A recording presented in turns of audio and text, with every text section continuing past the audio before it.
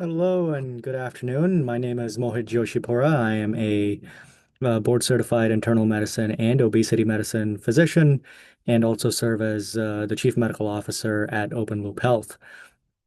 I wanted to take a few minutes today to discuss the and a high level overview of GLP-1 and GIP medications with you, since there has been such a surge of intrigue and popularity around these medications over the past few years, with an emerging amount of literature and emerging discussions around benefits and risks and things of that nature.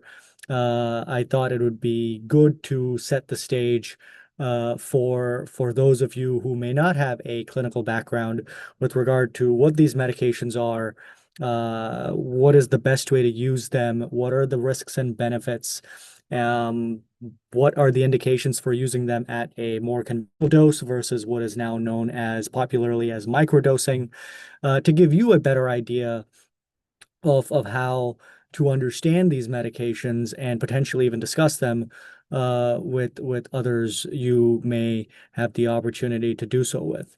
So to start off with, a little bit about what these medications are. They are in a category of medications known as GLP-1 receptor agonists, an example of which is semaglutide, brand names Ozempic or Wegovy, or dual agonists such as GLP-1 GIP receptor agonists, known more popularly in brand form, known as Mounjaro or Zepbound.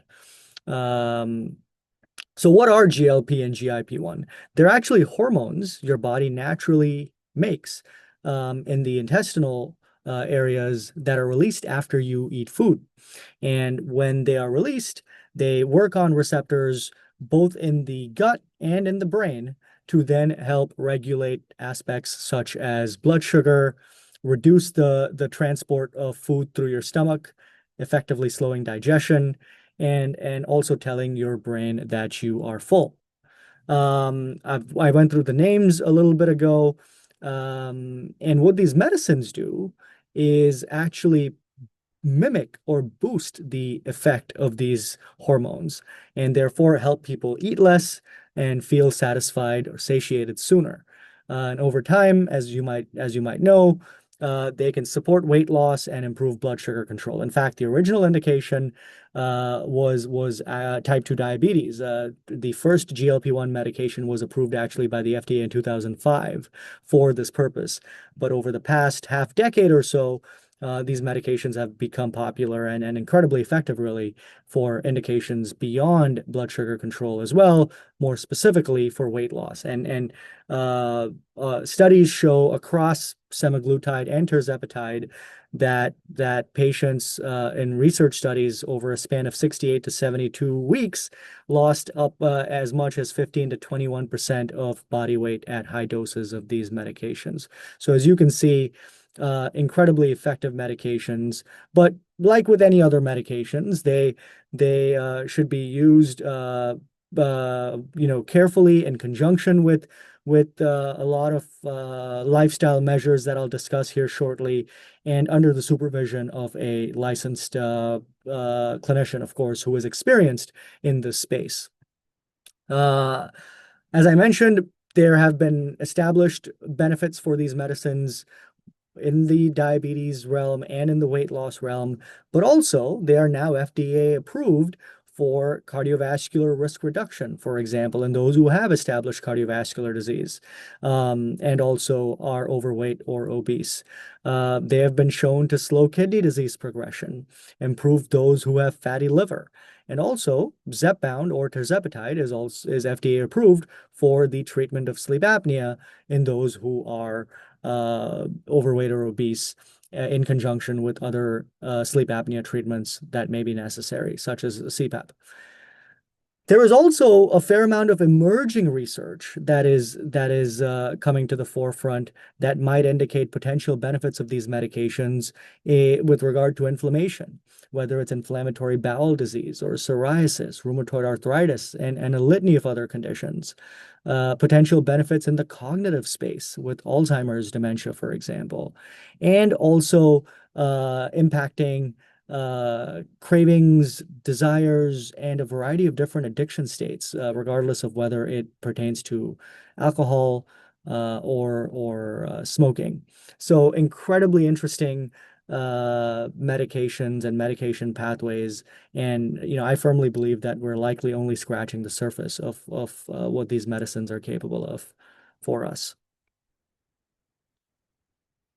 Moving on to the next slide. Um, we often wonder whether these medicines are safe. And while we're still in the relatively early days, the data definitely indicates that in many cases, the benefits outweigh the risk. The most common side effects in the literature are gastrointestinal side effects, so nausea being the most common. Vomiting can happen as well, diarrhea, constipation, abdominal pain. These side effects are often dose dependent, which means that the higher you go in dose, the more likely you are to feel these side effects, both in terms of frequency and potentially even severity. Um, we do have ways, however, to help mitigate, control these side effects, in some cases even before they happen, both via medications and via lifestyle measures. Less common side effects include pancreatitis, which is inflammation of the pancreas, gallbladder disease, kidney injury, which often happens in conjunction with a lot of fluid losses, whether it's significant severe diarrhea, severe vomiting. Um, Intestinal obstruction, as you might imagine, this could be a byproduct of food being slowed down significantly through your GI tract, and therefore your GI tract kind of essentially getting temporarily slowed down to the point um, of things getting obstructed within it. Low blood sugar. This is not a very common side effect when GLP-1s and GIPs are used in isolation. It's more an issue when these medications are used in combination with other anti-diabetic medications that might cause low blood sugar.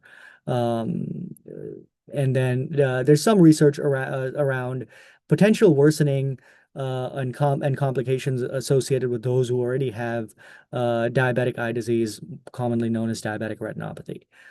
There is a boxed warning for this set of medications. It is contraindicated in those who have a personal and family history of medullary thyroid carcinoma or multiple endocrine neoplasia type 2.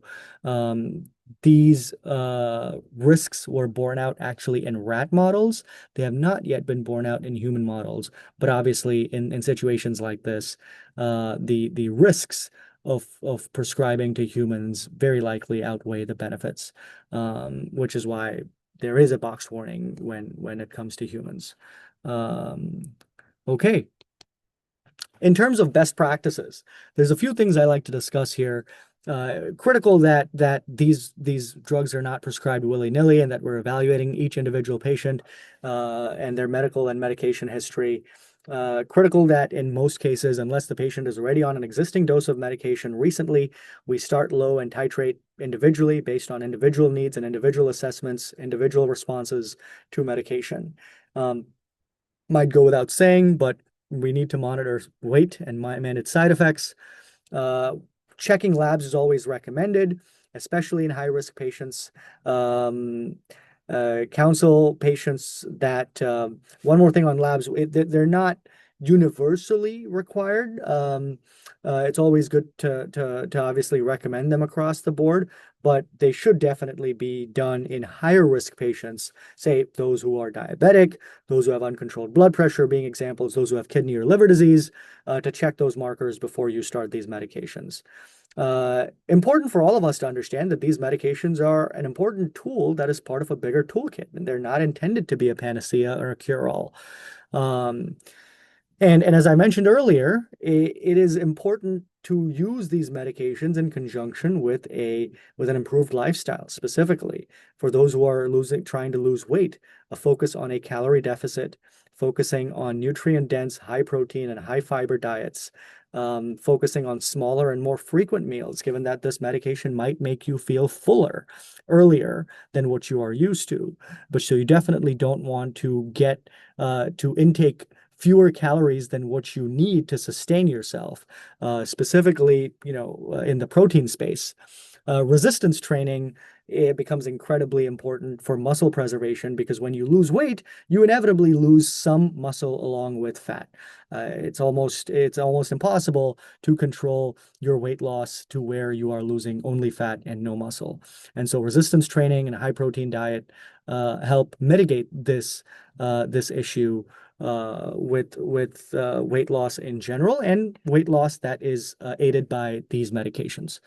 Movement, even simple walking is important uh, from a weight loss perspective and a fat loss perspective.